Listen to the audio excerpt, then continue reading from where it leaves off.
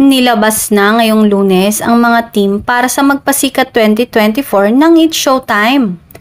Inaabangan nga ang Magpasikat ngayong taon dahil ito ang unang pag-ere nito sa GMA na sakto pa sa 15th anniversary celebration ng show, kaya tiyak na magiging pasabog ang bawat team. Unang magpe-perform ang team ni Vice Ganda, Karil at Ryan Bang sa October 21. Susunod na team naman ay sina Ogie Alcacid, MC at Lassie at ang member ng winning team last year na si Kim Chu.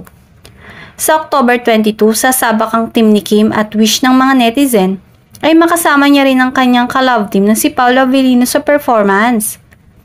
Perfect nga na magsama sila sa Magpasikat performance dahil sa buwan ding iyon ipapalabas ang unang movie nila bilang Kim Pao Love Team, ang My Love Will Make You Disappear. Ikatlong team naman si Vong Navarro, Ami Perez, Ayon Perez at Darren na magpa-perform sa October 23.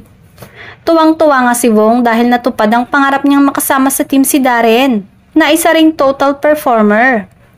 Excited na nga ang madlang people sa mga magiging performances nila at sa kung sino ang mga magiging guest nila. At gayon din ang mga uupong hurado ngayong taon. Dahil nga may collab ang GMA Network at ABS-CBN, tiyak na may mga kapuso star silang makakasama sa Magpasikat 2024.